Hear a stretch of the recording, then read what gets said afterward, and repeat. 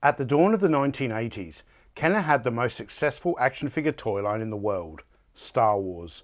Yet when the original trilogy of movies ended with Return of the Jedi, the popularity of the line quickly dwindled, and by 1985 our toy aisles had been taken over by the big three, G.I. Joe, Transformers, and Masters of the Universe.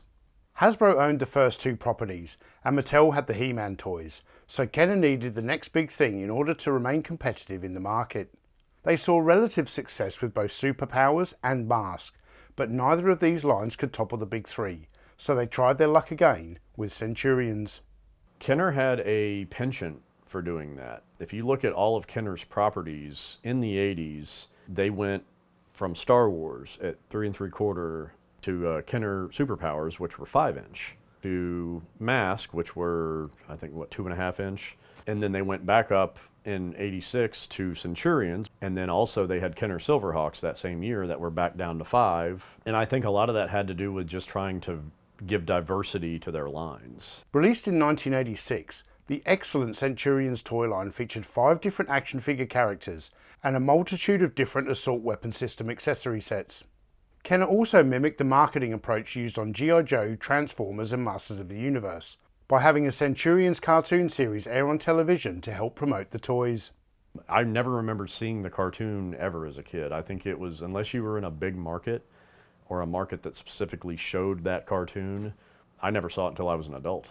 The cartoon storyline was set in the near future of the 21st century, where the mad cyborg scientist Doc Terror seeks to conquer the Earth and turn its inhabitants into robot slaves. Only one force can stop this evil, a handful of brave men, in specially created exoframes. They can be transported anywhere to fuse with incredible assault weapon systems beamed down from the space station Skyvault. Centurions was very ahead of their time. They touched on a lot of AI, a lot of artificial intelligence, and things getting out of hand and kind of running amok. Thanks to Crystal, we were able to repair the damage to the artificial intelligence unit. I think that's more prescient now than it was in 1986. The Centurions was a sadly short-lived toy line, but while it lasted, Kenner was able to produce a range of extremely versatile, well-engineered toys that were a ton of fun to play with back then and are very enjoyable to collect today. Come with me, toy fans. Hey toy fans, my name is Tony and welcome back to the Analog Toys YouTube channel. And for this episode of Toy Histories, I'm joined by my friend Matt Swafford of Reclaimers Vintage Toys on Instagram and the Endless Bullets podcast here on YouTube. I think the first thing I saw for Centurions was a toy commercial, and it was indicative of that time. Toy commercials were very fast, very frenetic. There was always a bunch of kids in the backyard with dioramas and things set up, and they were playing, and it was, I remember Jake Rockwell's missile launcher firing and them snapping all of the different weapon system parts onto him, and just seeing that modular kind of nature of the toys, and just thought it was really cool. The initial wave of Centurions included action figures of the three heroes, Max Ray, Ace McCloud, and Jake Rockwell, as well as the villains, Doc Terror and Hacker, and the line was bolstered by a huge assortment of weapon system accessory sets.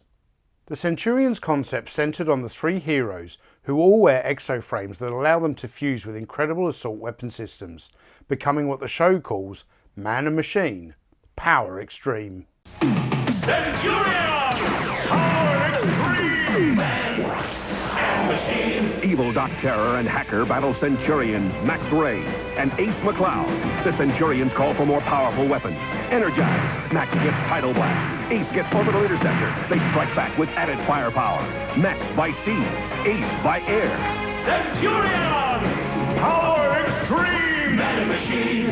Figures as shown, other toys sold separately, new from Kenner. I think Centurions, the cartoon itself, was made by Ruby Spears, and at that time they were doing a lot of they were snatching up IPs. They were doing like Mr. T and his adventures with gymnasts, and they were just kind of doing a lot of like kind of odd type shows. I think it holds up really well. I think it's one of the better Ruby Spears cartoons. There's a lot of stock action footage. At the end of the episodes, I remember they had kind of like the G.I. Joe PSAs that a lot of cartoons of the time did with Thundercats and things like that. and they would have a lesson or whatever. But with Centurions, it was all science-based, and it was basically like a little quick science lesson. This machine draws submicroscopic computer circuitry on chips. It can make letters so minute that an entire encyclopedia would fit on a postage stamp. There's some stuff on there that was prophetic. They talked about the internet in 1986. They had a comic book by DC Comics. Centurions has their DNA and their origins in comic books. Gil Kane and Jack Kirby did a lot of the design work on them and were creative consultants. Each figure came with a removable helmet, and they were all packed in with a small assault weapon set, with Max Ray sporting the Cruiser, Jake Rockwell coming with Fire Force, and Ace McCloud utilising Sky Knight. Multiple accessories are combined to make up each set, and they attach to the figure via a plug and port system, with the plugs moulded into each accessory and a host of ports scattered throughout the figure's exoframe. Beautiful box art too. Beautiful, beautiful painted box art for each individual unit. They had file cards on the back of the boxes, similar to G.I. Joe. The provided instruction sheet explained how to fit the weapon system to each figure, but there was nothing to stop you from reconfiguring the set in a variety of different ways. This versatility is the reason that Centurions appealed to me so much when I was a kid. The possibilities were almost endless. Each of the three Centurions had a primary specialty, with Max Ray being the Sea Operations Commander, Ace McCloud is the daring Air Operations Expert, and Jake Rockwell is a rugged Land Operations Specialist. Max Ray is kind of the de facto leader, even though they don't really operate in a chain of command kind of way. And he's modeled after Tom Selleck. He's got the dark hair, the mustache. He is from Seattle, and in this near future, Seattle is surrounded by a seawall, and that's why he's a sea specialist. The missile launcher on Max Ray's cruiser actually fires when the spring-loaded trigger is depressed. Kenner also incorporated another ingenious mechanism into the torso of each figure, where the central port on the chest could be rotated, and if the launcher is plugged into the corresponding port on the back, you could also fire the missile by turning the keel fin. Ace McCloud is the air specialist, and his style is modeled after Robert Redford, and he's more of the ladies' man, kind of the hot shot, courageous, but doesn't always think things through. Like all of the figures in the range, Ace McCloud stands just over 7 inches tall, so he's somewhat compatible with Coleco's Rambo figures, but much bigger than many of the other popular toy lines of the 80s. Jake Rockwell is the Land Operations Expert, and he's modeled after Harrison Ford, and he's very no-nonsense, very rugged, kind of a man's man. Every hero figure features the same posability, with articulation at the knees, hips, elbows, shoulders, and neck. The figures were not very posable. They did have articulation, but they're very rigid, and if you do try to force them, they will snap. I think some extra posability in those would have helped them sell better. Crystal Kane was the person in the chair in the space station, and she would kind of run operations. And they kind of hinted that her and Ace McCloud had a relationship of some sort in the past. They had an orangutan named Lucy, because you had to have either a kid in a cartoon in the 80s, or you had to have an animal sidekick. They actually had two. They had Lucy the orangutan, and they had Shadow the dog. I will go to the mat with anyone in the argument of best cartoon sidekick animal for Shadow. Nobody else's pet had a goddamn rocket launcher and could beam anywhere around the world. Crystal Kane is a great character, but like most other boys' toy lines of the 1980s, Kenner was seemingly reluctant to feature a female action figure, so she was never produced. As fun as these figures are, the Centurions toy line really shines when you start introducing the assault weapon system sets. These sets were typically offered in 3 different sizes, with the smaller weapon systems coming packed in with the figures, and the medium and large sets being sold separately, and this marketing model certainly contributed to the line's retail failure. I think that was one of the big reasons that they weren't a big success, was the price point. Back in 1986, these figures retailed for $14 each, with medium-sized weapon systems such as Tidal Blast selling for $12.99, and a larger system like the Depth Charger retailing for a whopping $23.99. As a kid buying G.I. Joe at the same time, I could buy a Night Raven for $25. I could buy a Tomahawk for $25. You do, however, get a lot for your money. For example, Jake Rockwell's Hornet is composed of a helicopter backpack mechanism with an incorporated protective canopy, 2 heavy-duty landing skids, and stacks of weaponry. The helicopter blades also rotate when activated by pressing a button on the side of the backpack. Ace McCloud's Skybolt transforms the figure into a human fighter plane with wings and stabilizers, and a push-button feature that makes the jet turbine on his backpack spin at high speed. Skybolt is also brimming with artillery, including 2 spring-loaded missile launchers. A personal favourite is Max Ray's heavy assault weapon system, the Depth Charger, and this system takes the form of a fully submersible underwater vehicle. 2 manoeuvrable pontoons equipped with additional thrusters allow for above-water travel, while a complement of 2 sea torpedoes, a hydromine, and 2 aqua cannons round out the armaments. There are also additional details such as a rotating periscope and 4 variable fins. The Depth Charger is also another example of how Kenner love to incorporate launching mechanisms into their Centurions toys, with both sea torpedoes being able to fire and the hydromine being deployed from the rear. All of these firing features pack quite the punch, so be sure to check your surroundings before shooting off missiles in your collection room. And I love that sometimes they would mix and match, and they would kind of mix it up a little bit and say, well, give me the propeller from Hornet and the front cannons from Detonator. And sometimes the air guy would use like Orbital Interceptor underwater because it's airtight. That was pretty cool. And that was to help showcase, like, hey kids, you can buy different weapon systems and cherry pick. The leaflet that came with each product also shows different reinforcement modes that could be built by combining parts from different weapon systems, such as Max Ray's Tidal Charge that uses accessories from both Tidal Blast and the Depth Charger. And they would do that in the cartoon. Sometimes Jake would have Wild Weasel with a cannon from Detonator on his chest, almost like he's on a Segway scooter with, blasters.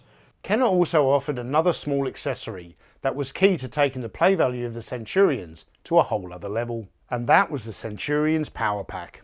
They didn't need batteries, which was another kind of an innovative idea. Or Coleco did the same thing with Starcom, with wind-up accessories that did not require batteries. That was a big focus group parent concern, was having to buy batteries and the extra cost involved. The Power Pack unit features the same plug and port system as the assault weapon systems, so you can attach the pack to one of your figures. You then power up the unit by pulling the drawstring, and when the switch is turned on, it can operate a chest cannon. The main villains of the cartoon were Doc Terror and Hacker, and Kenner made sure to produce those action figures as well. These 2 characters are a little harder to find on the secondary market, but they are definitely worth adding to your collection. Doc Terror is the main villain, and he was a former member of their science council. So he's basically one of the smartest guys on the planet, and then he kind of gets obsessed with cybernetics and robots and machines being better than us. So a little bit like Ultron from the Avengers, and he thinks the only way for life to continue and to exist is through automation. Just trust me. You obtain what I need, and I'll do the rest. So he becomes obsessed with it, and he goes off on his own and starts experimenting, and he has a burglar, or it's an attempted robbery or something like that. A gentleman named Hacker that he foils and then experiments on him. I think he offers him, how would you like unlimited power and all this? And the guy's kind of a dummy, so he's like, well, yeah.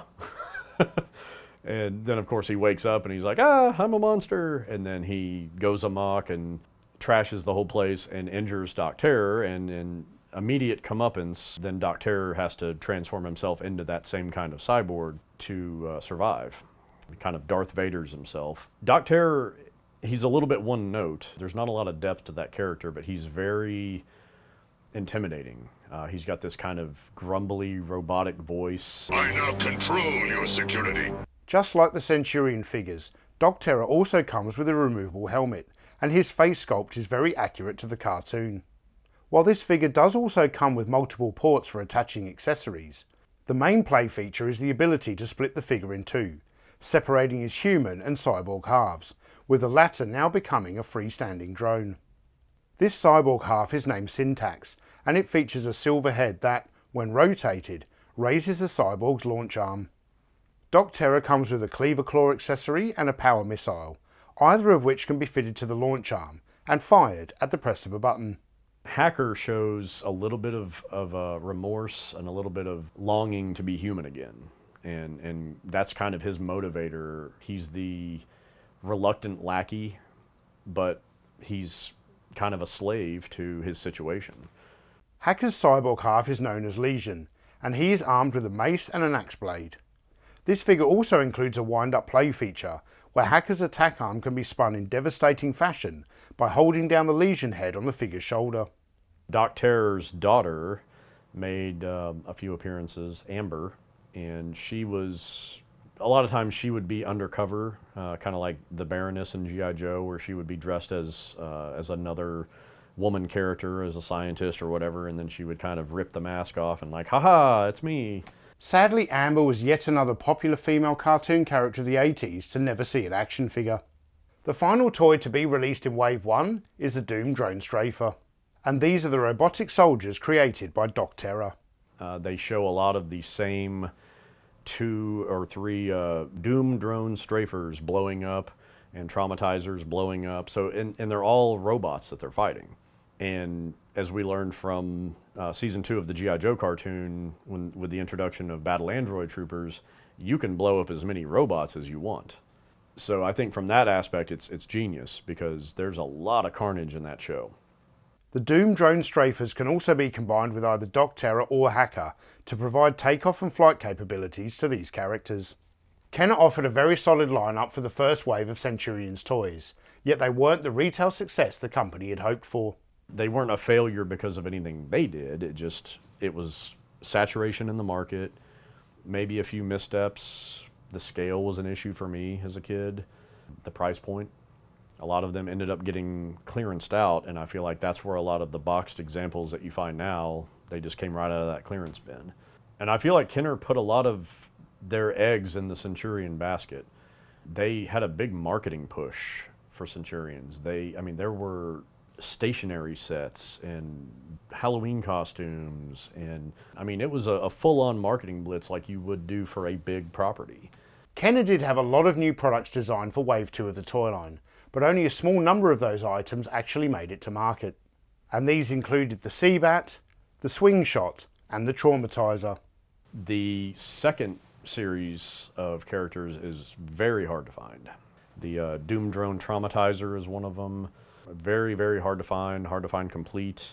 There were also plans to introduce 2 other cartoon characters to the toy line.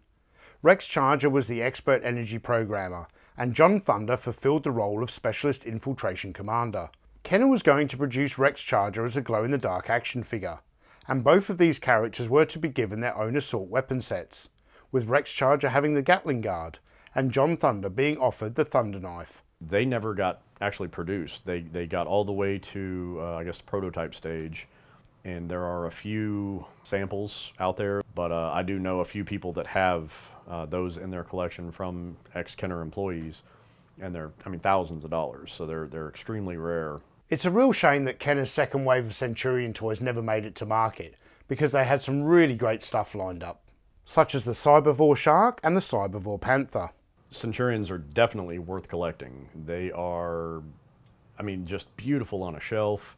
You can mix and match them. You can pose them with whichever systems you want. The only issue with Centurions is because there are only a certain amount of figures, of characters, there are a lot more weapon systems. So a lot of collectors I know will buy a different Ace figure to display him with each of his weapon systems simultaneously, instead of having one figure and deciding which weapon systems yet they want to put on them. One aspect of these toys that I do find a little frustrating is just how finicky they can be, especially when the connector ports start to wear out. You'll be trying to attach a chest panel to a figure, and all of a sudden the backpack will pop off. But that complaint aside, Kenner's Centurions remains a very underrated toy line that is highly collectible today. I see potential for the Centurions to make a comeback. I don't think they ever will. It's such a niche line, and it's way more of a footnote than a benchmark. They're never going to be Transformers or G.I. Joe or He-Man or anything like that. I think there's a lot they could do with Centurions now. I know there are some companies out there that have made some attempts with Centurions and updated them and things like that. So it's definitely, there's a market there. If you're a child of the 1980s and you're a toy collector, then Kenner's Centurions should not be overlooked. I hate the word failure, it just didn't hit. With a cast of highly colourful action figures and multiple high-quality accessory sets, Kenner's Centurions belong in display cases. And if you can combine man and machine, then your collection will be power extreme. Looks like the show's over. So thank you all for watching, and I'd like to sincerely thank my collaborator for this episode, Matt Swafford. You can find him on Instagram at Reclaimers Vintage Toys or on YouTube at the Endless Bullets Podcast, and you'll find links to both of those in the description below. I'm Tony from Analog Toys, and I'll see you in the next video.